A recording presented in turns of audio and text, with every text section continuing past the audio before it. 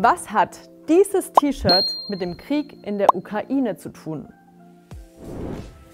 Ich kann dir sagen, ziemlich viel. Dieses T-Shirt kann Leben retten. Wie? Das zeige ich dir jetzt. Los geht's!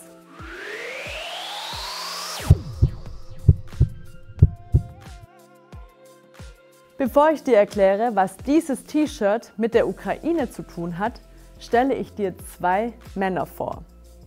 Volodymyr und Andreas. Sie kommen beide aus der Ukraine.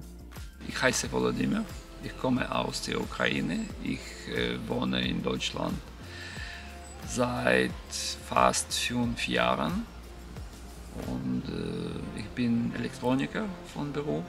Ja, hi, ich bin Andreas, seit 20 Jahren in Deutschland, davon seit 12 Jahren in Stuttgart und das soll mein Haus werden und das wird es nicht werden, solange in der Ukraine der Krieg herrscht. Jetzt fragst du dich vielleicht, was hat der Krieg in der Ukraine mit Andreas Haus in Deutschland zu tun? Aber wenn du genauer hinschaust, dann siehst du grüne Klamotten vor seinem Haus. Volodymyr erklärt uns jetzt, was das zu bedeuten hat. Also wir färben die Wäsche und die Klamotten für die Tagnetze. Wir schneiden diese Klamotten, wir machen Streifen und später machen wir Tagnetze.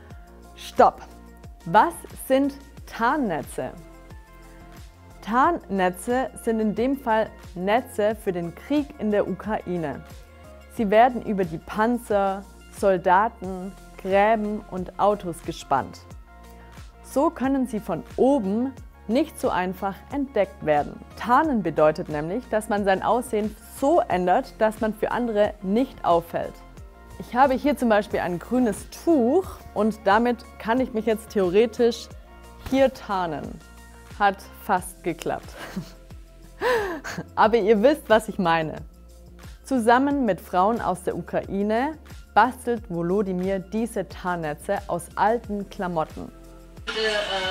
Studieren in Morgen und Abend arbeiten. Das machen sie im Haus von Andreas. Die Materialkosten sind sehr überschaubar, weil die nehmen ganz normale Bettwäsche, die irgendwo aufsammeln in Secondhand-Läden oder irgendwo kommen die halt an diese Bettwäsche ran, die ist erstmal ganz normal weiß oder irgendwie bunt. Die Wäsche färben sie dann grün und braun. Dann muss die Wäsche trocknen. Und jetzt machst du das quasi kaputt, Ja. die gefärbten Teile, um die dann hier dran zu hängen.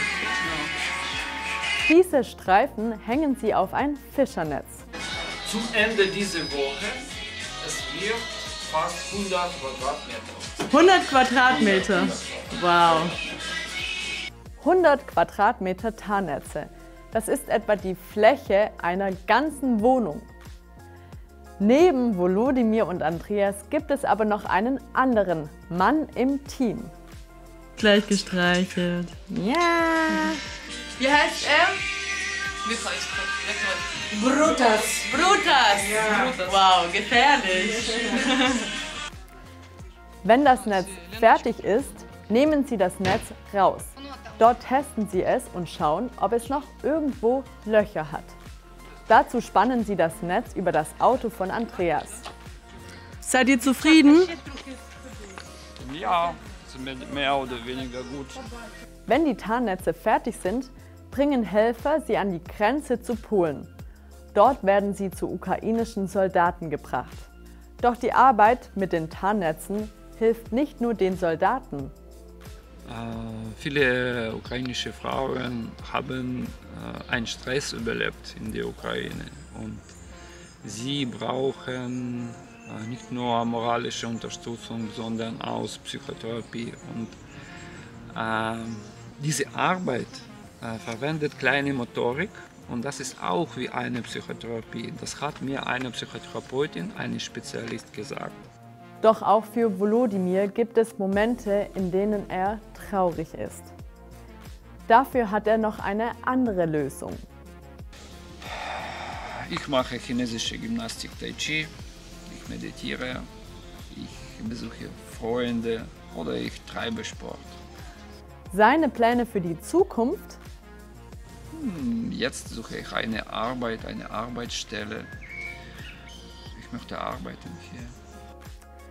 Jetzt möchte ich von dir wissen.